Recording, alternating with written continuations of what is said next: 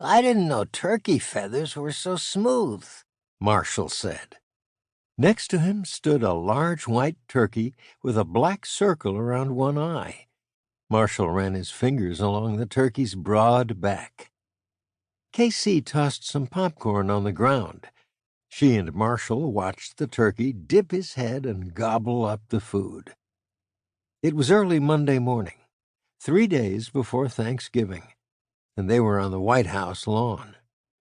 Casey had lived in the White House since her mother married the President of the United States. "I'm glad the President is pardoning this turkey," Casey said. Every Thanksgiving, the President of the United States gave one turkey a pardon. That meant the turkey wouldn't be part of Thanksgiving dinner. "He's going to Mount Vernon to live." You mean he's going to George Washington's house? Marshall asked. Casey nodded. "There's a big farm there now, with lots of animals." The turkey finished eating the popcorn.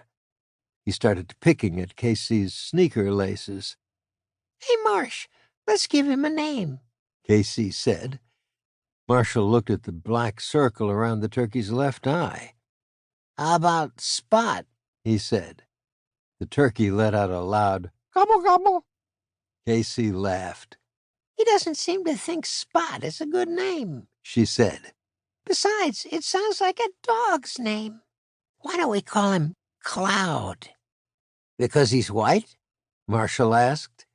"And because he's big and soft," Casey said. She held out a handful of popcorn. "Do you like your new name?" The turkey dipped his head and ate out of Casey's hand. "He likes it," Casey said. "When does Cloud go to Mount Vernon?" Marshall asked. "The day after Thanksgiving," Casey said. "The President said we're going to drive him there. Want to come?" "Sure," Marshall said. "Are there other turkeys for Cloud to play with?" "I don't know," Casey said. She looked at Cloud, then grinned at Marshall. "You just gave me a great idea." "I did?" Marshall asked. "Are you going to tell me what it is?" Casey and Marshall left Cloud's pen, and Casey latched the gate behind them. "Yes, but I want to tell Mom and the President at the same time," Casey said. "Race you." Casey and Marshall bolted around the rose garden and into the White House. They charged up some stairs, around a corner, and past Arnold, the Marine Guard standing in front of the private quarters. Casey could hear her mom laughing in the kitchen. She and Marshall walked toward the sound. "Hi, Mom. Hi, Yvonne," Casey said. Yvonne had come from France to work in the president's private residence. She planned meals, shopped, and cooked for the first family. She looked after Casey, too, like an aunt. "Hi," Casey's mom greeted them. She and Yvonne were sitting at the kitchen table, sharing sections of the newspaper. "Only a half hour before school," Yvonne said. "Would you like some cereal?" "Yes, please." Casey pulled out a chair. "Can I talk to the President?" She asked her mother. "I have a great idea for Thanksgiving."